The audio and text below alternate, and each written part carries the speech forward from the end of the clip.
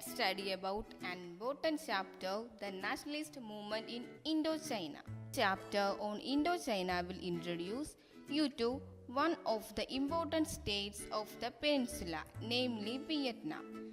Nationalism in Indochina developed in a colonial context. The knitting together of a modern Vietnamese nation that brought the different communities together was in part the result of colonization, but as importantly, it was shaped by the struggle against colonial domination. Emerging from the shadow of China, Indochina comprises the modern countries of Vietnam, Laos, and Cambodia. When an independent country was established in what is now northern and central Vietnam, its rulers continued to maintain the Chinese system of government as well as Chinese culture. Vietnam was also linked to what has been called the maritime Silk Route that brought in goods, people, and ideas. Colonial domination and resistance. The colonization of Vietnam by the French brought the people of the country into conflict with the colonizers in all areas of life. The most visible form of French control was military and economic domination, but the French also built a system that tried to reshape the culture of the Vietnamese. Why the French thought colonize necessary?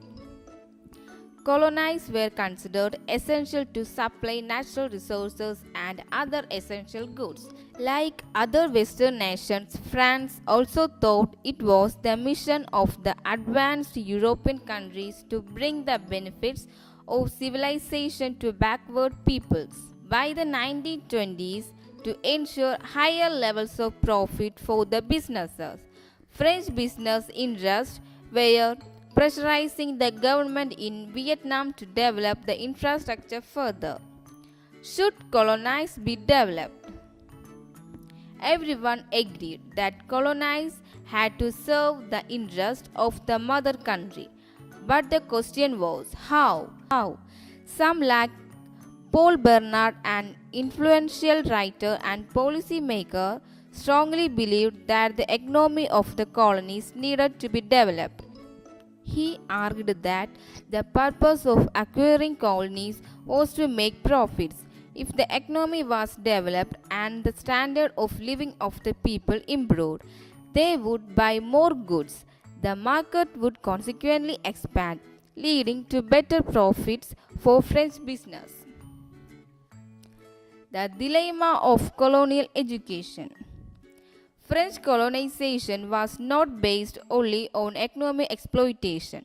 It was also driven by the idea of civilizing mission. Like the British in India, the French claimed that they were bringing modern civilization to the Vietnamese. They took for granted that Europe had developed the most advanced civilization. So, it became the duty of the Europeans to introduce these modern ideas to the colony, even if this meant destroying local cultures, religions, and traditions, because these were seen as outdated and prevented modern development.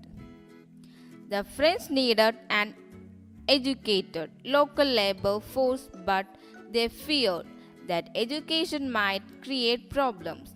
Once educated, the Vietnamese may begin to question colonial domination. Moreover, French citizens living in Vietnam began fearing that they might lose their jobs as teachers, shopkeepers, policemen. To the educated Vietnamese opposed policies that would give the Vietnamese full access to French education. To consolidate their power, the French had to counter this Chinese influence, so they systematically dismantled the traditional educational system and established French schools for the Vietnamese. But this was not easy. Chinese, the language used by the elites so far, had to be replaced. Looking modern. The Tonkin Free school was started in 1907 to provide a Western-style education. This education included classes in science, hygiene, and French. The school encouraged the adoption of Western styles such as having a short haircut. Resistance in schools. Teachers and students did not blindly follow the curriculum. Sometimes there was open opposition, at other times there was silent resistance. As the numbers of Vietnamese teachers increased in the lower classes, it became difficult to control what was actually taught. Block strikes Hanoi. Take the case of health and hygiene. When the French set about creating a modern Vietnam, they decided to rebuild Hanoi. The latest ideas about architecture and modern engineering skills were employed to build a new and modern city. In 1903, the modern part of Hanoi was struck by bubonic plague. In many colonial countries, measures to control the spread of disease created serious social conflict. But in Hanoi, events took a peculiarly interesting turn. Religion and anti-colonialism. Colonial domination was exercised by control over all areas of private and public life. The French occupied Vietnam militarily, but they also sought to reshape social and cultural life. There were many popular religions in Vietnam that were spread by people who claimed to have seen a vision of God. Some of these religious movements supported the French, but others inspired movements against colonial rule. The Vision of Modernization.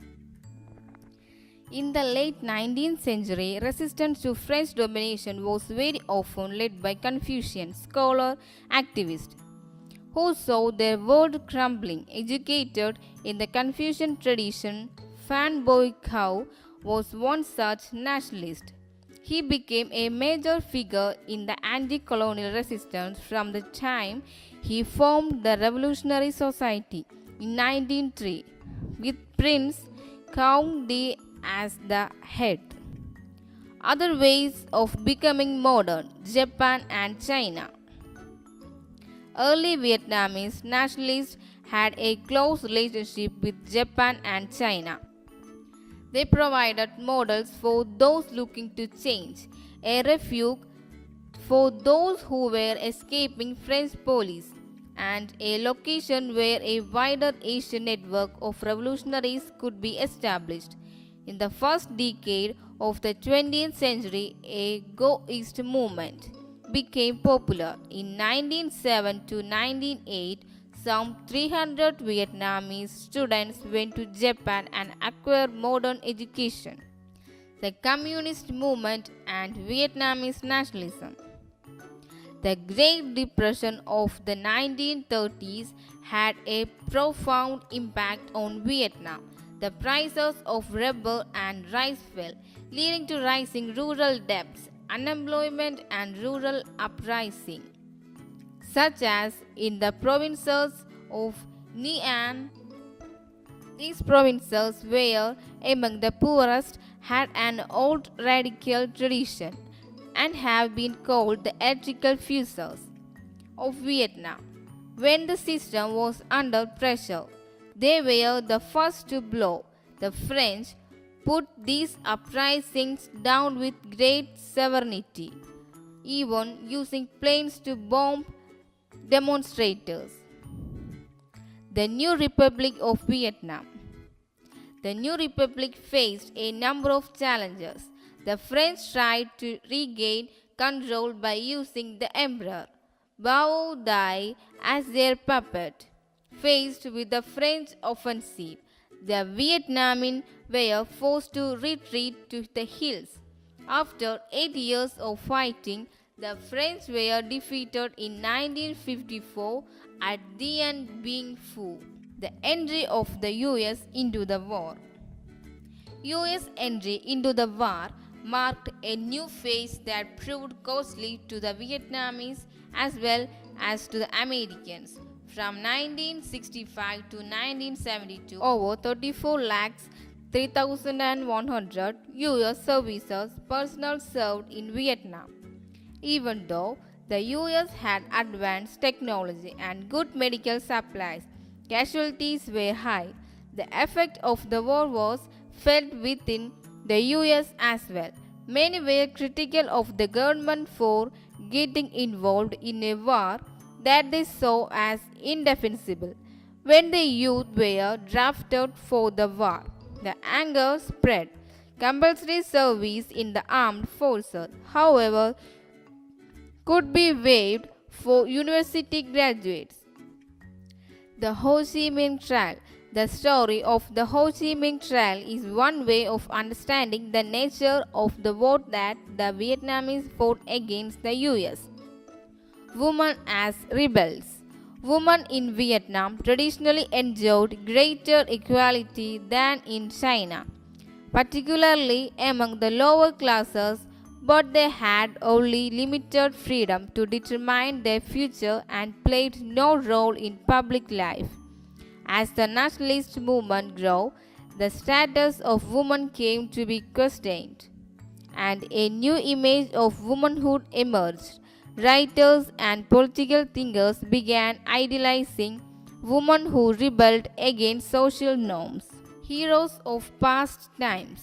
Rebel women of the past were similarly celebrated. In 1913, the nationalist Phan Boi Khao wrote a play based on the lives of the Trung sisters who had fought against Chinese domination in 39 to 43 CE. In this play, he depicted these sisters as patriots fighting to save the Vietnamese nation from the Chinese. Women as worries.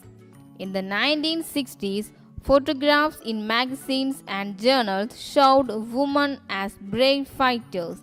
There were pictures of women militia shooting down planes. They were portrayed as young, brave and dedicated. The end of the war. The prolongation of the war created strong reactions even within the US. It was clear that the US had failed to achieve its objectives. The Vietnamese resistance had not been crushed. The support of the Vietnamese people for US action had not been won. In the meantime, thousands of young US soldiers had lost their lives and countless Vietnamese civilians had been killed. This was a war that has been called the first television war. Okay friends, bye.